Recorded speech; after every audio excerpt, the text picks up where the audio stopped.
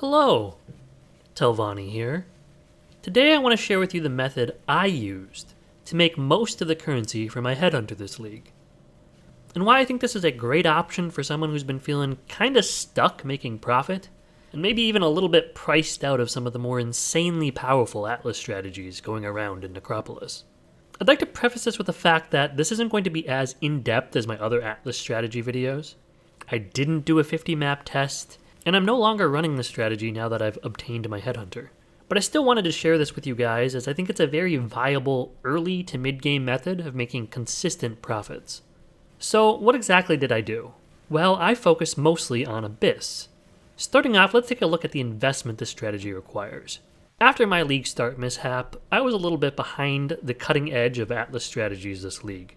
By the time I got around to checking out things like Essence, Strongbox, Harbinger, the Scarabs were already quite pricey, and I didn't really feel like I was making a whole lot of returns on those fairly high investment costs. So I did a little bit of digging and looked at what Scarabs were relatively inexpensive, and Abyss Scarabs really stood out to me.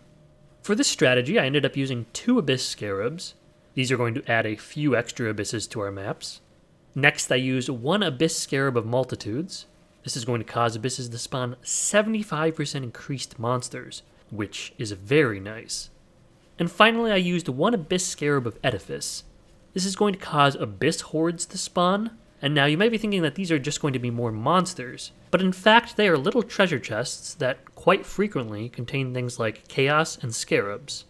These add a lot of value to our maps, but they can be a little tedious to open. So if you're running this strategy, I'd recommend being a caster, as casters have a mastery that will allow you to auto-open all of them within a certain radius when you cast spells.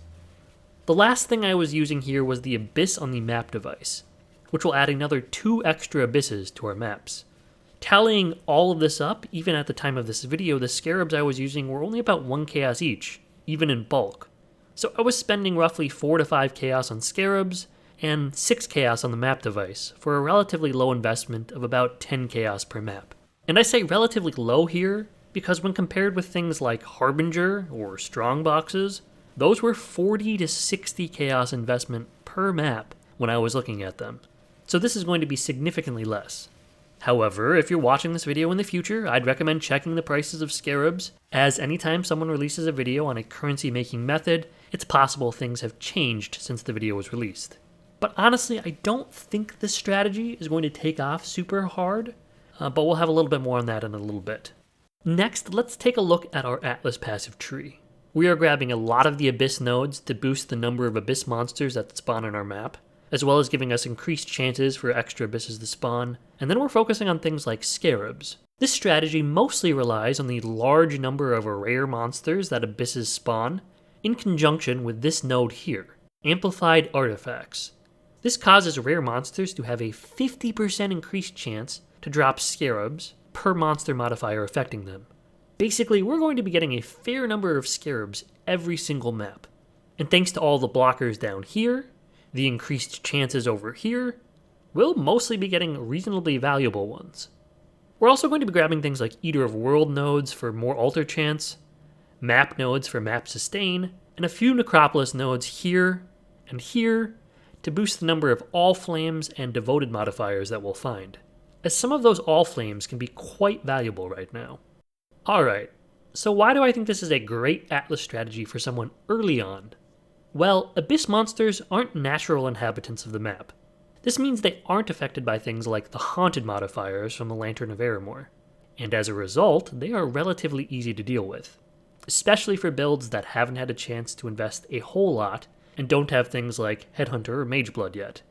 As I mentioned earlier, at the time of this video, the Scarabs are also incredibly cheap, as there isn't a whole lot of demand for them right now. And I was making around 100 Chaos profit per map while running this strategy. So you're probably thinking at this point, Telvanni, what are you doing?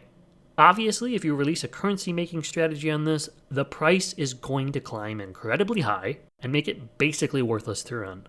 Well, maybe I'm just naive, but I don't think that'll be the case.